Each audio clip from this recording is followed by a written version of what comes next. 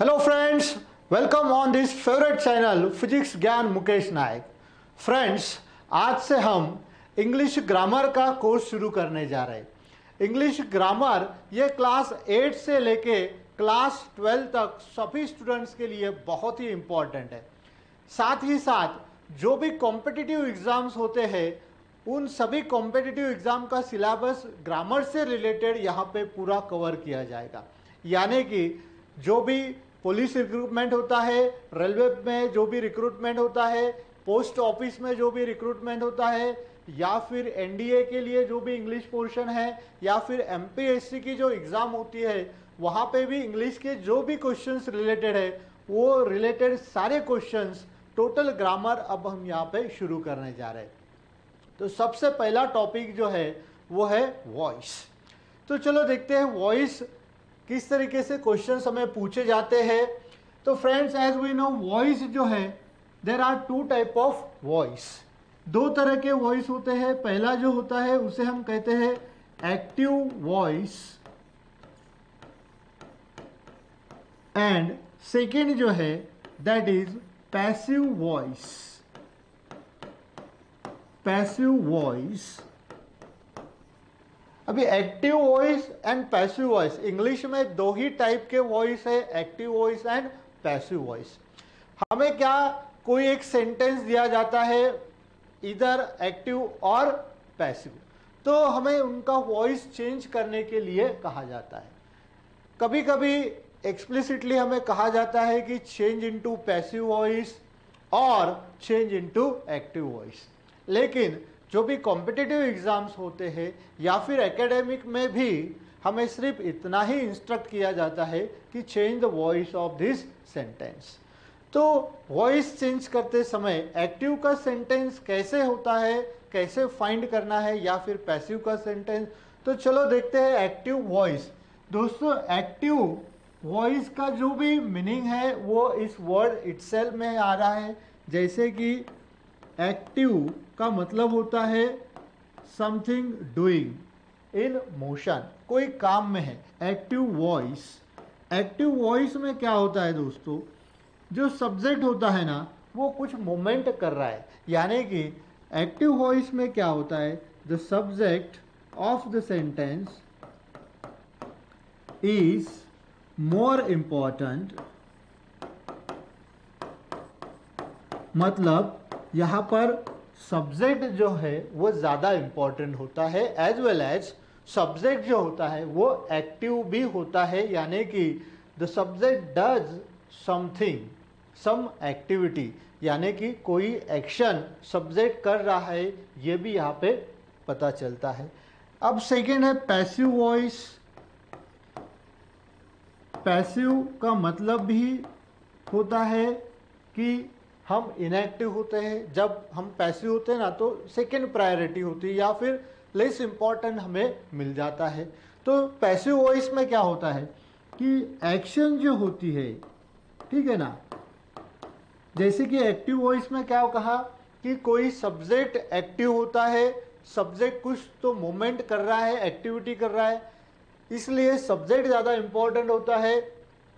And passive voice में action जो हो चुकी है दैट इज इम्पॉर्टेंट, मतलब the action is more important.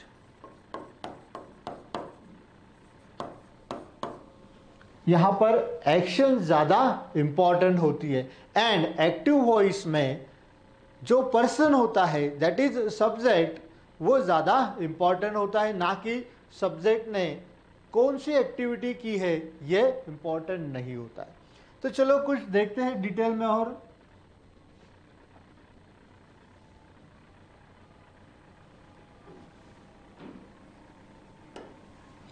अभी active voice and passive voice का तो मीनिंग हमने देख लिया। अब देखते हैं कि जो भी हम सेंटेंस चेंज करेंगे, ठीक है ना, जब भी कभी कोई सेंटेंस दिया जाता है तो हम चेंज जब करते हैं तब कुछ कॉमन स्टेप्स हमें फॉलो करना होती है। कॉमन स्टेप्स, अभी ये कॉमन स्टेप को आप चाहो तो रूल्स भी कह सकते हो, ठीक है ना। लेकिन ये 4 कॉमन स्टेप्स अगर हमें अच्छी तरीके से समझ में आए तो डेफिनेटली वॉइस पे कोई भी क्वेश्चन है तो हम बहुत ही आसानी से इसका आंसर दे सकते हैं। अभी ये कॉमन स्टेप्स क्या होती है, तो ये 4 कॉमन स्टेप में सबसे पहला रहेगा कि identify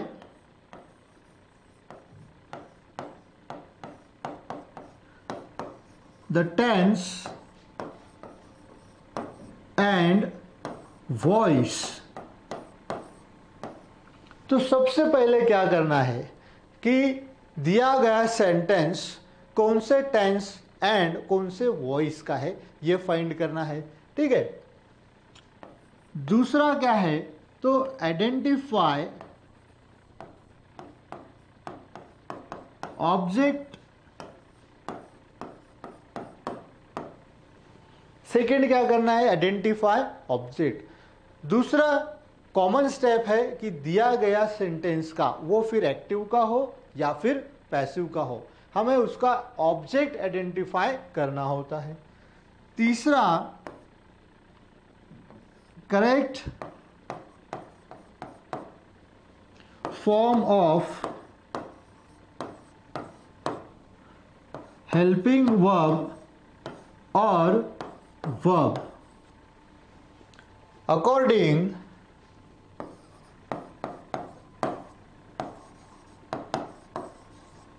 two the tense and number. अब तीसरी जो कॉमन स्टेप है वो है कि correct form of helping verb या वर्ब। दिए गए सेंटेंस के अनुसार हेल्पिंग वर्ब या फिर वर्ब का सही प्रयोग हमें करना होता है। एंड फोर्थ वन इज जो कि लास्ट है, पास्ट पार्टिसिपल ऑफ वर्ब यानी कि V3 for passive voice. Friends, ये जो फर्स्ट 2 कॉमन स्टेप्स है ये हर सेंटेंस को हमें एप्लीकेबल होनी चाहिए। That is identify tense and voice and second identify object. ये किस तरीके से करना है ये भी हम आगे देखने वाले। थर्ड नंबर की ये जो कॉमन स्टेप है it is only for active voice, ये होगा एक्टिव वॉइस के लिए, ठीक है। एंड फोर्थ नंबर की जो कॉमन स्टेप है that is for only passive voice, that is past participle form of verb, V3 form of verb, ठीक है। अभी देखेंगे हम कि दिए गए सेंटेंस का टेंस एंड वॉइस किस तरीके से हम फाइंड कर सकते हैं।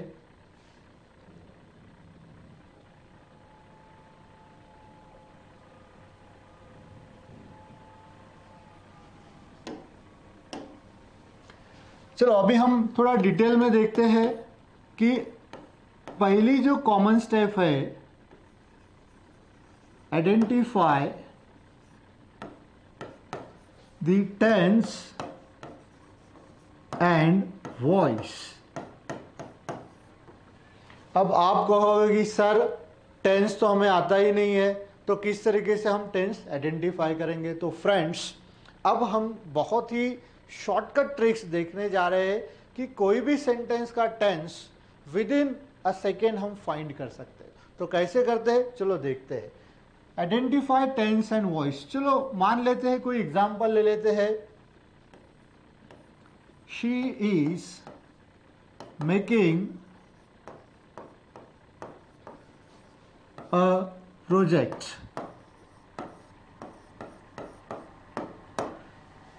ठीक है। अब ये सेंटेंस का हमें tense as well as voice identify करना है। तो जब भी हम किसी सेंटेंस का टेंस आइडेंटिफाई करते हैं, या ये टॉपिक पे भी हमें कभी कभी क्वेश्चंस आ जाता है कि identify the tense of given sentence, ठीक है ना। तो बहुत ही सिंपल है, जब भी हम किसी सेंटेंस का टेंस आइडेंटिफाई करते हैं तो we need only 2 words, 2 words not 2 words, ठीक है ना। तो दो शब्द, केवल दो शब्द हमें दिए गए सेंटेंस का टेंस आइडेंटिफाई करने में हेल्प करते हैं। तो ये कौन से दो सेंटेंस, सॉरी दो वर्ड्स होते हैं? तो एक है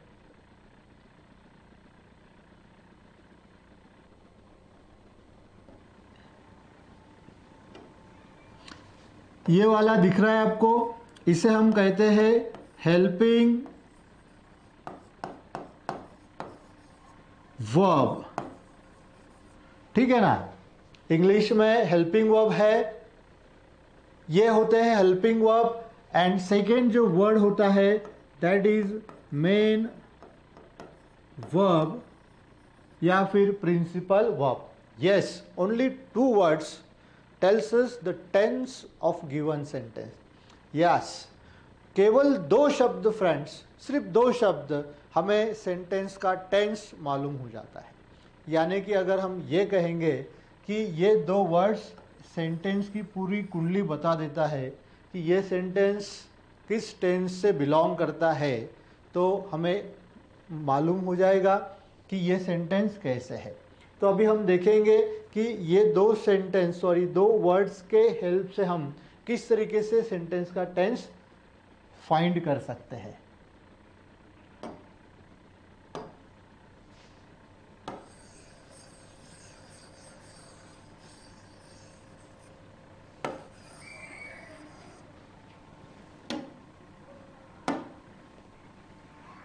ठीक है, चलो, शी इज मेकिंग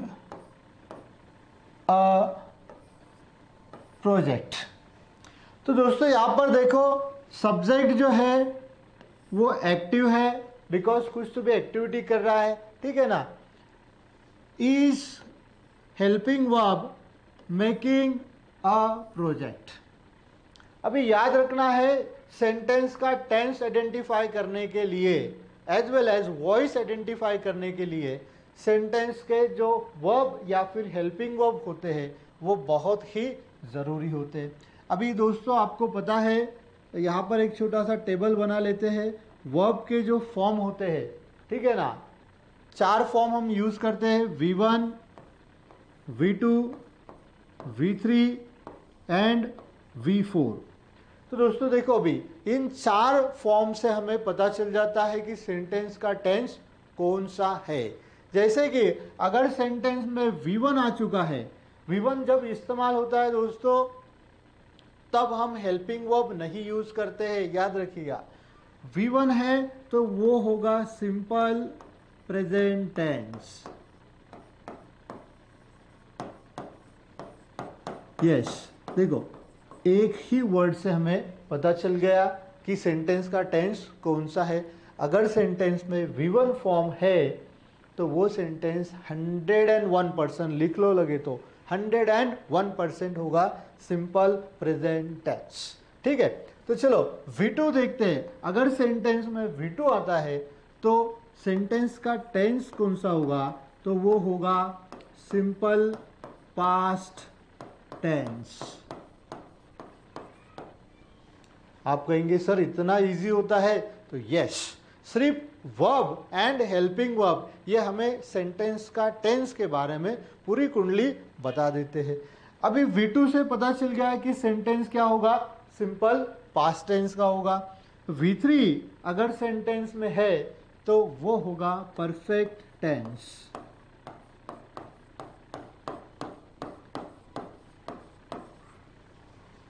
ठीक है, हमारे पास चार ही फॉर्म है और चार टाइप के ही हम हेल्पिंग वर्ब यूज करते हैं। नेक्स्ट है V4 फॉर्म। ठीक है ना, V4 फॉर्म मतलब कौन सा होता है, जब भी हम वर्ब के साथ ing यूज करते हैं। ठीक है ना, जब भी हम वर्ब के साथ ing यूज करते हैं, जैसे कि यहाँ पे मेकिंग यानी कि ing का इस्तेमाल किया गया है सफिक्स, तो ये वाले जो फॉर्म होते हैं ing के साथ उन्हें कहते हैं हम V4 फॉर्म। अगर सेंटेंस में इस तरीके से फॉर्म है तो सेंटेंस का टेंस होगा कंटिन्यूअस।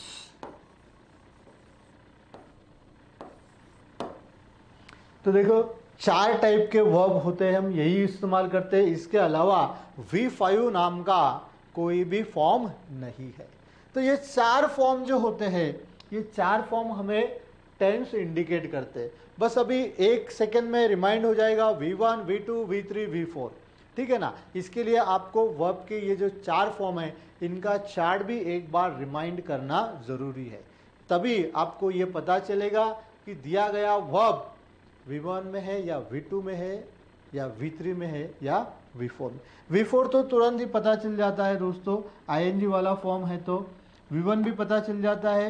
V1 के साथ हम कोई भी ING ED वाला कोई भी यूज इस्तेमाल नहीं करते हैं, एंड V1 हमेशा विदाउट हेल्पिंग वर्ब हम यूज करते हैं, ठीक है ना। इनके साथ जनरली हेल्पिंग वर्ब नहीं यूज करते हम। ये चार फॉर्म हो गए। अब तो टेंस पता चल गया कि दिया गया सेंटेंस सिंपल है या सिंपल पास्ट का है, परफेक्ट का है या कंटिन्यूस का है। अभी देखते हैं हेल्पिंग वर्ब। अभी हेल्पिंग वर्ब से हमें किस तरीके से सेंटेंस पता चल जाएगा, ठीक है।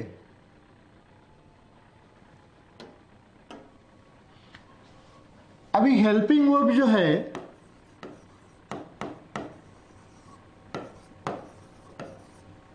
ये भी चार ही टाइप के हैं, ठीक है ना। जैसे कि फर्स्ट जो है वो है टू डू। पहला जो फॉर्म है हेल्पिंग वर्ब का टू डू का है, दैट इज डू, डज और डिड, ये इनके फॉर्म होते हैं।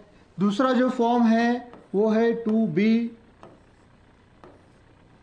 टू बी के जो फॉर्म है वो है एम, इज, आर, वॉज या वेर, ठीक है। टू बी के कितने फॉर्म है? 5। ये जो 5 पांडव है ना, ये टू बी के फॉर्म होते हैं, am, is, are, was, were. तीसरा जो फॉर्म है हेल्पिंग वर्ब का, that is to have. To have के भी 3 फॉर्म हम यूज करते हैं, that is have, has, had, ठीक है। एंड फोर्थ जो है हेल्पिंग वर्ब का type, that is modal auxiliary.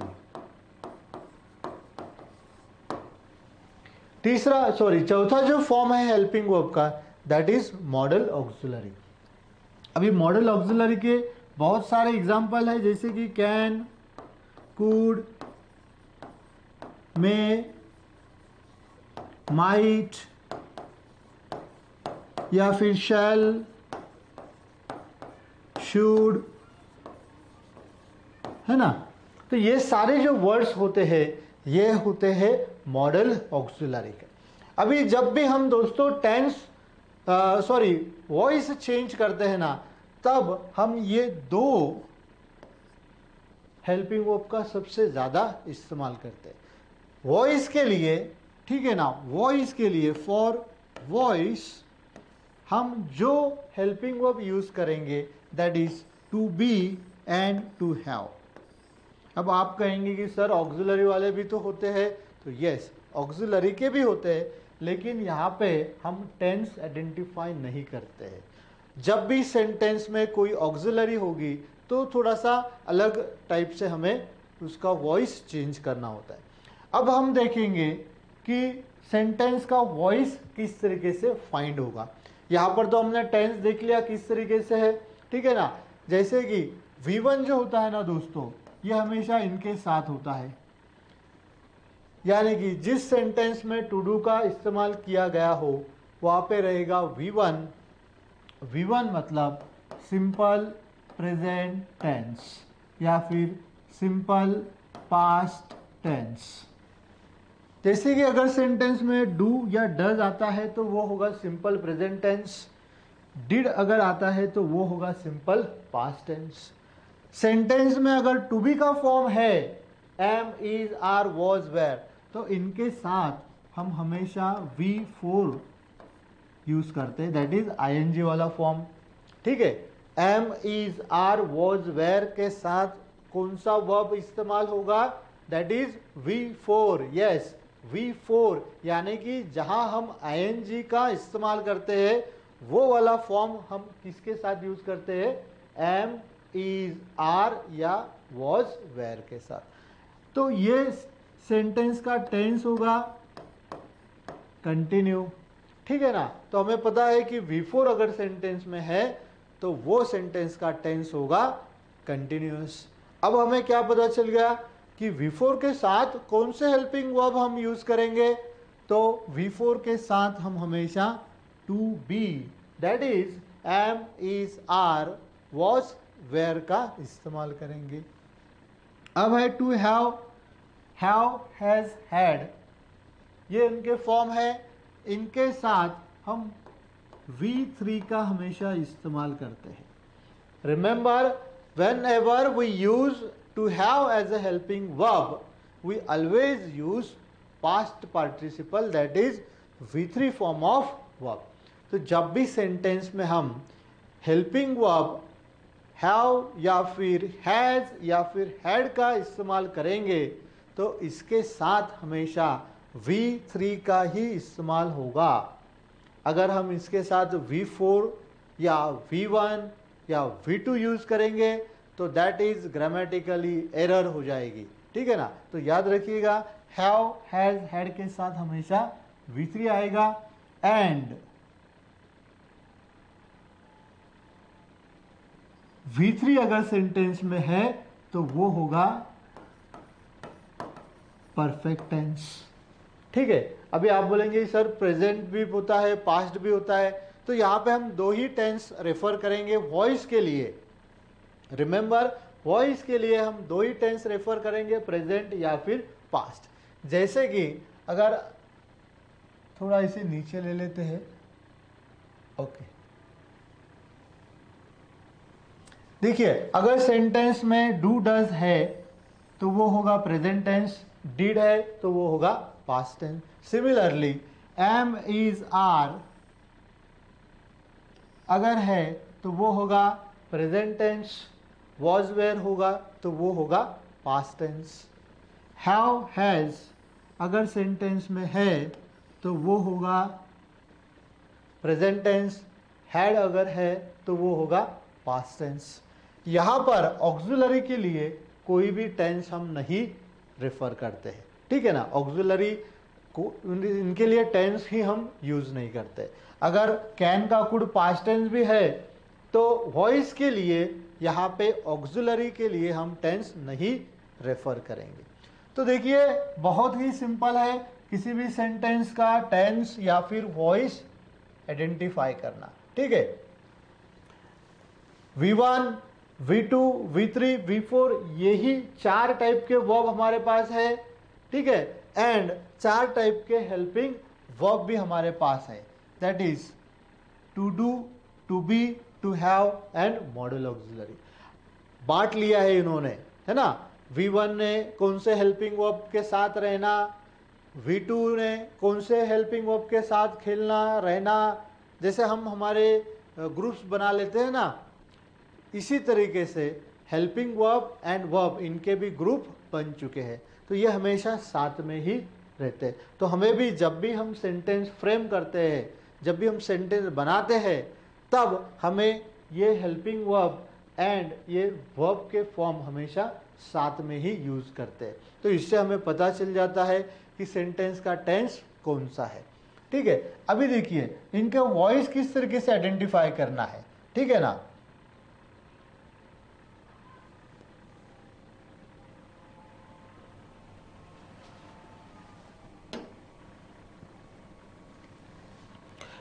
अब याद रखिएगा, अगर सेंटेंस में V1 है, V2 है या V4 है, ठीक है ना। अगर सेंटेंस में V1 है, V2 है एंड V4 है तो ये सेंटेंस होगा एक्टिव वॉइस का। बहुत ही आसान है, बस एक ही वर्ड से हमें पता चल गया कि वॉइस सेंटेंस का कैसे फाइंड होता है। V1 है, V2 है या फिर V4 है तो वो सेंटेंस हमेशा कौन से वॉइस का होगा? एक्टिव वॉइस का। अब आप कहेंगे सर V3 का क्यों नहीं है? तो V3 के लिए हमें वहाँ पर कुछ अलग देखना होगा, क्योंकि पैसिव वॉइस में भी हम हमेशा V3 इस्तेमाल करते हैं और परफेक्ट में भी हम हमेशा V3 ही इस्तेमाल करते हैं। तो थोड़ा कन्फ्यूजन होगा। तो V3 से हमें ये नहीं पता चलेगा कि सेंटेंस एक्टिव का है या फिर पैसिव का है। ठीक है, तो जब भी ये V3 के साथ एक वर्ड हमेशा आएगा बीन। याद रखो दोस्तों, अगर सेंटेंस में V3 के पहले BEEN बीन है तो वो सेंटेंस होगा पैसिव वॉइस का, अगर नहीं है तो वो सेंटेंस होगा एक्टिव वॉइस का। B प्लस V3 ये होगा पैसिव वॉइस का, अगर ओनली V3 है तो वो होगा एक्टिव वॉइस। बहुत ही सिंपल है, बस सेंटेंस के helping verb and principal verb हमें ढूंढने हैं। ढूंढने के बाद हमें क्या करना है कि इनका V1 है या V2 है, V3 है या V4, यानी कि इनका फॉर्म कौन सा है ये हमें फाइंड करना है।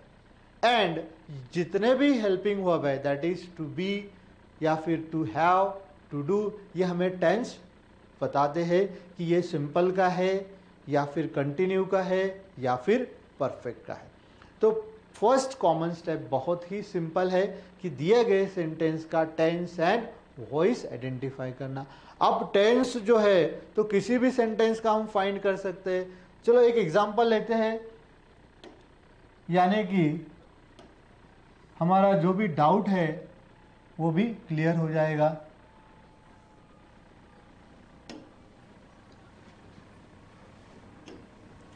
चलो एक सेंटेंस लेते हैं, Mohit has called us.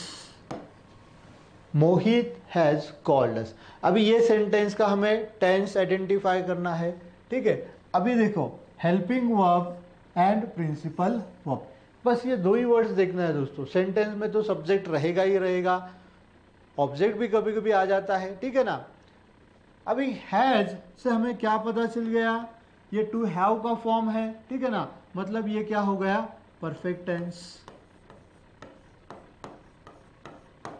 Have के साथ V3 भी है, ठीक है ना, ये भी हमें देखना है, हैव के साथ V3 है।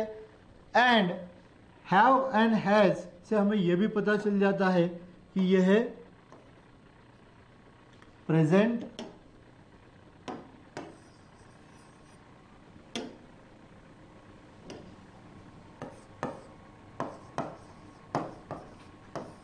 प्रेजेंट टेंस का है, ये भी पता चलता है। मतलब ये दो वर्ड्स हमें ये बता देंगे कि सेंटेंस का टेंस कौन सा है। चलो और एक एग्जांपल लेते हैं कि वी आर प्लेइंग खो-खो। ठीक है, वी आर प्लेइंग खो-खो। अब यहां पे है आर प्लेइंग, ठीक है, आर से हमें क्या पता चल गया कि ये टू बी का फॉर्म है, ठीक है, तो टू बी का फॉर्म से हमें एंड आईएनजी से पता चल गया कि ये सेंटेंस है कंटिन्यू, बिकॉज ये V4 है ना, तो ये क्या होगा, कंटिन्यूअस टेंस का होगा। एंड एम इज आर, जैसे बताया एम इज आर हमें बताते हैं प्रेजेंट फॉर्म, मतलब ये सेंटेंस हो गया प्रेजेंट कंटिन्यूअस का। ठीक है, बहुत ही आसान है। यहां पर V4 है तो कंटिन्यूअस टेंस का ही सेंटेंस होगा। अब देखना है हेल्पिंग वर्ब क्या है, एम इज आर है तो वो प्रेजेंट कंटिन्यूअस होगा, वॉज वेयर है तो वो होगा पास्ट कंटिन्यूअस का। ठीक है, या फिर सिंपल का अगर सेंटेंस है you like it, you like it, अभी ये सिंपल का सेंटेंस है, यहां पर तो कोई भी हेल्पिंग वर्ब भी नहीं है, लेकिन यहां पे V1 फॉर्म है, ठीक है ना। एंड जहां पर V1 फॉर्म है तो वो सेंटेंस हमेशा होगा सिंपल प्रेजेंट टेंस का। V1 फॉर्म होगा सिंपल प्रेजेंट टेंस का। And you liked it, same sentence है, सिर्फ यहां पे क्या किया है, V2 फॉर्म यूज किया है। अगर सेंटेंस में V2 फॉर्म है तो वो होगा सिंपल पास्ट टेंस। आसान है ना। V1 है तो वो होगा सिंपल प्रेजेंट टेंस। अगर V4 है तो वो होगा कंटिन्यूअस। यहाँ सिर्फ हमें देखना है कि वो प्रेजेंट है या पास्ट है। अगर हैव, हैज, हैड के साथ V3 है तो वो होगा परफेक्ट टेंस। हैव, हैज है तो वो होगा प्रेजेंट टेंस। अगर हैड है तो वो होगा पास्ट टेंस। ठीक है, टेंस बहुत ही आसान है। अभी अब देखना है ये एक्टिव का है या पैसिव का है। तो देखो यहाँ पे BEEN नहीं है। अगर यहाँ पे BEEN होता तो वो होता पैसिव वॉइस का। ठीक है ना। अगर पैसिव वॉइस का नहीं है, यानी कि बीन अगर वहाँ पे नहीं है, तो वो सेंटेंस होगा एक्टिव वॉइस। याद रखिएगा, टू हैव के साथ अगर V3 है लेकिन वहाँ पे BEEN नहीं है तो वो होगा एक्टिव वॉइस का। जहाँ कहीं भी ING वाला फॉर्म आएगा, V4 फॉर्म, तो वो सेंटेंस हमेशा होता है एक्टिव वॉइस। ये तो हमें पता ही है। देन V1, V2 अगर है तो 100% ये सेंटेंस हो गए एक्टिव वॉइस के। बहुत ही आसान है। ठीक है ना। अभी एक्टिव वॉइस का हमने देख लिया कि टेंस किस तरीके से आइडेंटिफाई होता है, पैसिव एंड वॉइस किस तरीके से आइडेंटिफाई होता है। अब देखते हैं कि पैसिव वॉइस का अगर सेंटेंस है,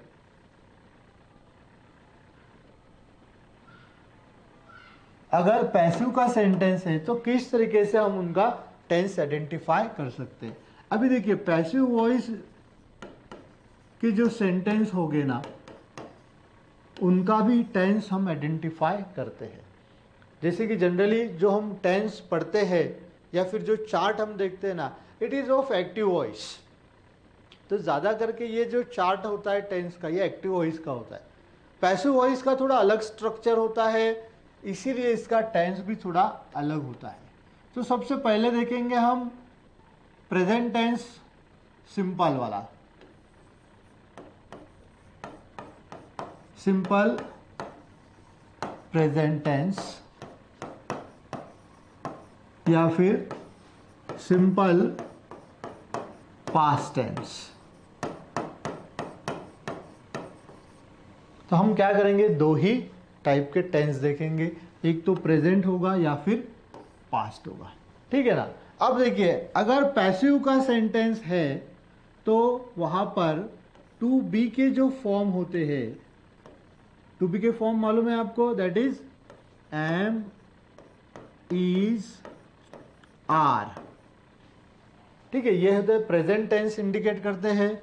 और वॉज एंड वर ये पास्ट इंडिकेट करते। अगर इनके साथ V3 आता है, इनके साथ क्या आता है, V3 पास्ट पार्टिसिपल आता है, तो वो होगा पैसिव वॉइस का एंड टेंस होगा सिंपल टेंस।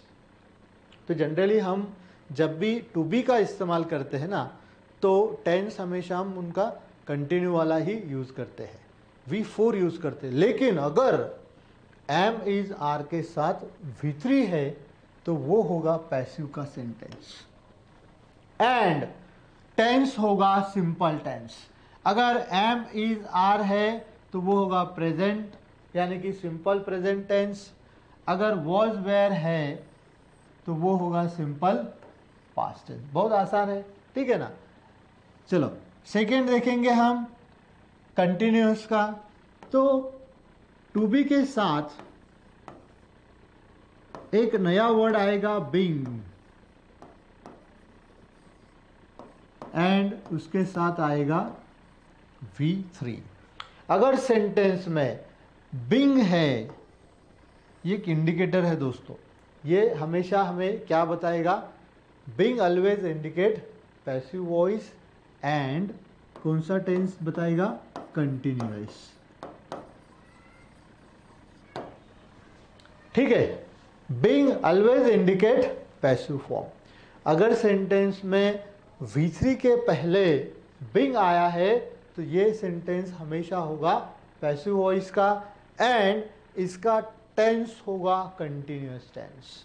अभी कंटिन्यू हमारे पास दो है, प्रेजेंट कंटिन्यूअस भी है एंड पास्ट कंटिन्यूअस भी है। तो यहाँ पर देखिए सेम यही आएगा। अगर एम इज आर है तो वो होगा प्रेजेंट कंटिन्यूअस, वॉज वेयर है तो वो होगा पास्ट कंटिन्यूअस टेंस। ठीक है, तो ये वर्ड हमेशा याद रखिएगा। बस एक ही वर्ड है बीइंग। बीइंग का मतलब होगा passive voice and continuous tense. And तीसरा जो है वो होगा परफेक्ट टेंस के लिए। तो परफेक्ट के लिए हम हमेशा यूज करते हैं to have plus BEEN plus V3। तो देखो, अगर टू हैव के साथ बीन है एंड बाद में V3 है तो वो होगा हमेशा पैसिव वॉइस। ये जो वर्ड है दोस्तों, जैसे बीइंग हमेशा इंडिकेट करता है passive, similarly BEEN plus V3 always indicate passive form. And कौन सा टेंस होगा? That is perfect tense. जी हाँ, बीन हमेशा पैसिव एंड परफेक्ट ही बताएगा। बस हमें यह देखना है कि हैव का कौन सा फॉर्म है। अगर हैव हैज है तो वो होगा प्रेजेंट परफेक्ट टेंस, अगर हैड है तो वो होगा पास्ट परफेक्ट टेंस। ठीक है, तो यहाँ पे हमने टेंस भी आइडेंटिफाई कर लिया, वॉइस भी आइडेंटिफाई कर लिया। ठीक है ना। अगले इसमें हम देखेंगे कि ऑब्जेक्ट किस तरीके से आइडेंटिफाई करना है एंड दिए गए सेंटेंस में करेक्ट हेल्पिंग वर्ब और वर्ब किस तरीके से यूज करते हैं, ये हम देखेंगे। तो चलो मिलते हैं अगले वीडियो में। सेकेंड पार्ट में हम ये सब देखने जा रहे हैं। अगर आपने चैनल को सब्सक्राइब नहीं किया होगा तो do subscribe our channel and take care of yourself. Thank you.